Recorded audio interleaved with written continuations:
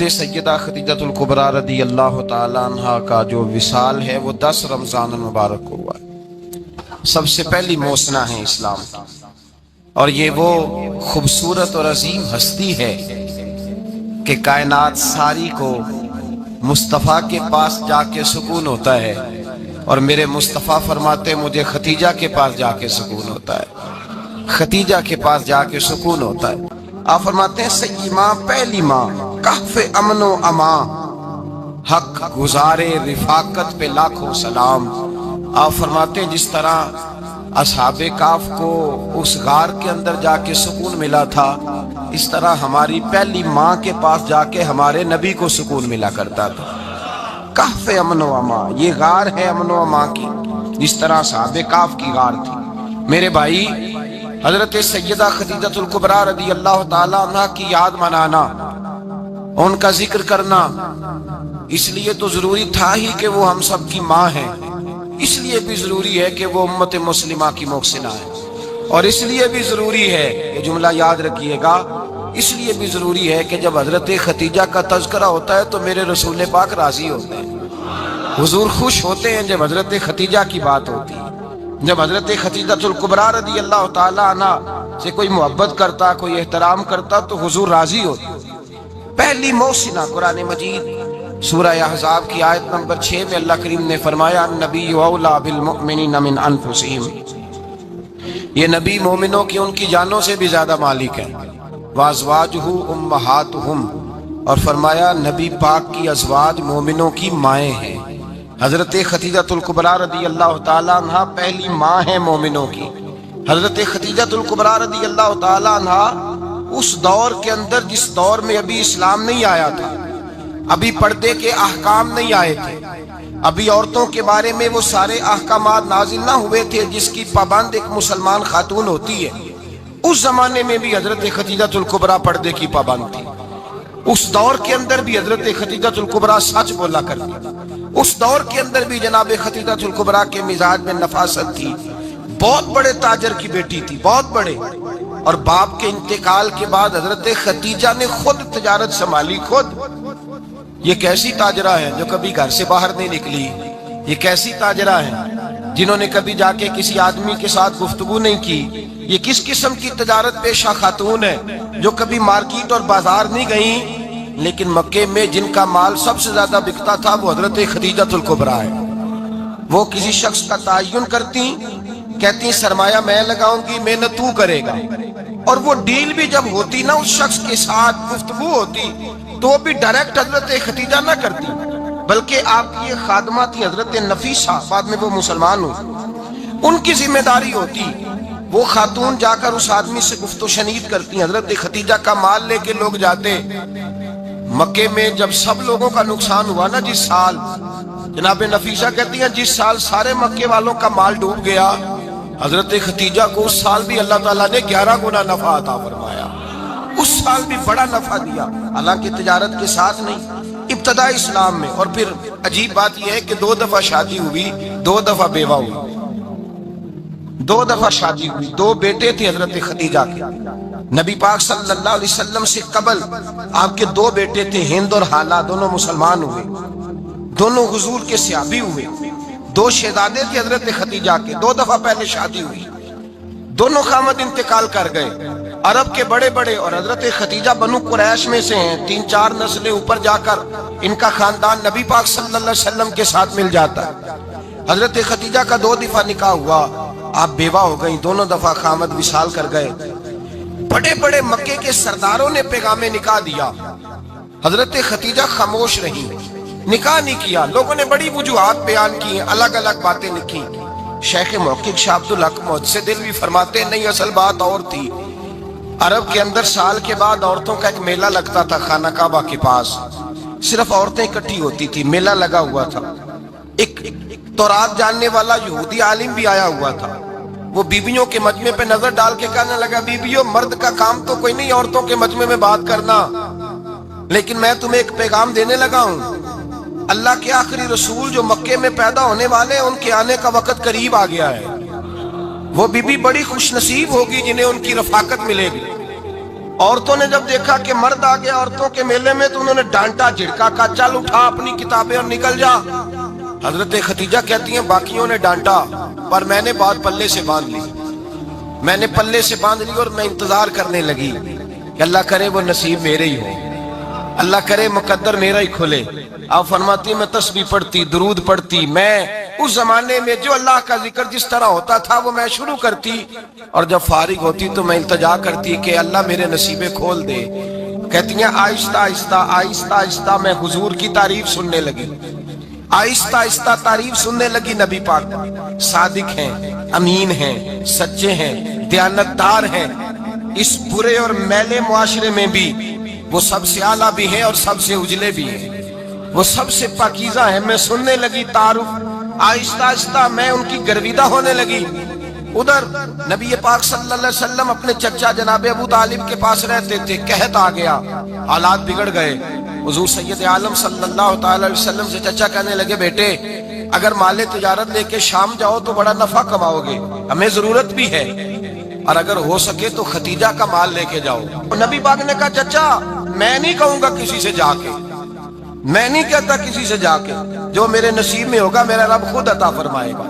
میں نہیں کہوں گا۔ مصطفیٰ نے تو نہیں کہا۔ حضرت خدیجہ رضی اللہ تعالیٰ عنہ کہتی ہے میں نے خود اپنی خادمہ کو بھیجا، میں نے کہا جا کے پوچھو تو صحیح کہ میرا مال قبول ہوتا بھی ہے کہ نہیں، پوچھو۔ نبی پاک صلی اللہ علیہ وسلم سے پوچھا، حضرت خدیجہ کی خواہش ہے کہ آپ مال لے کے جائیں، حضور نے قبول کر لیا۔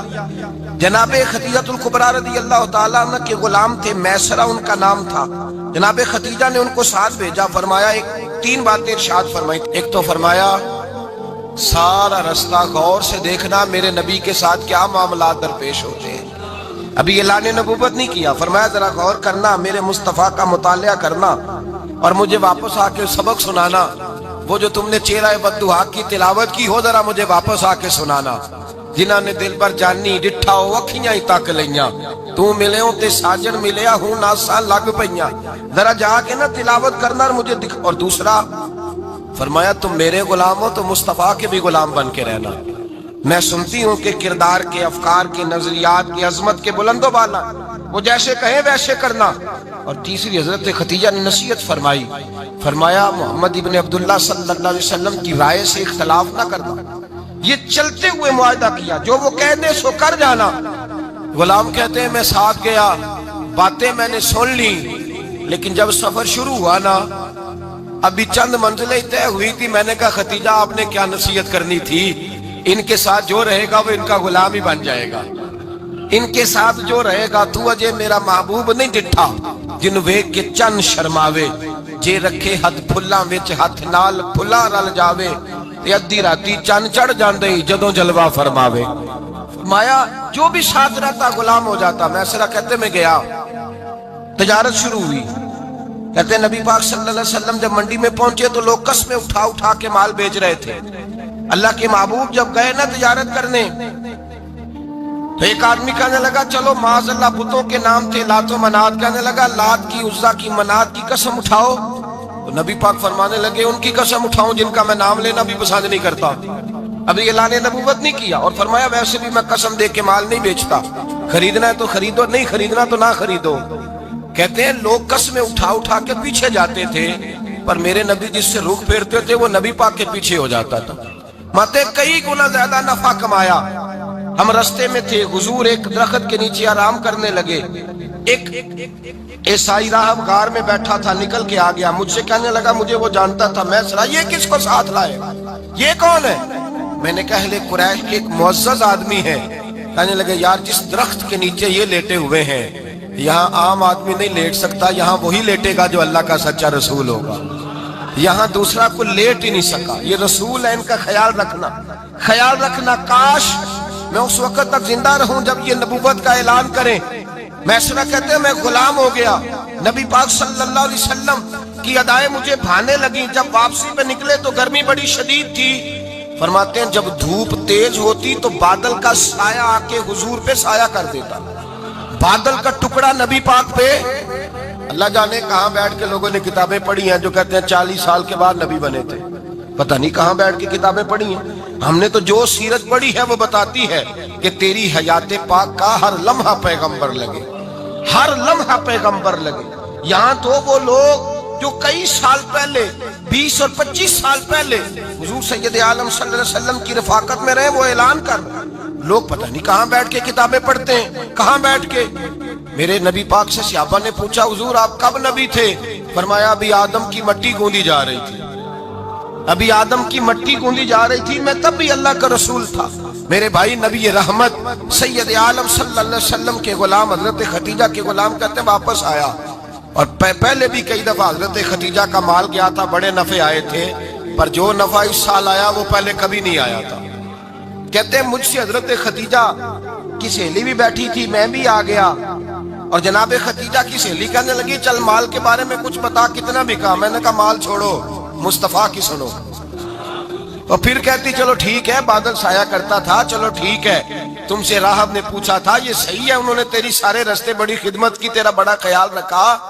پر یہ بھی بتا تجارت کیسے ہوئی؟ تو میں سرا کہنے لگا زندگی میں نے بھی ساری گزار دی ہے، پر اس رسول کے ساتھ 4 دن ہی گزارے ہیں،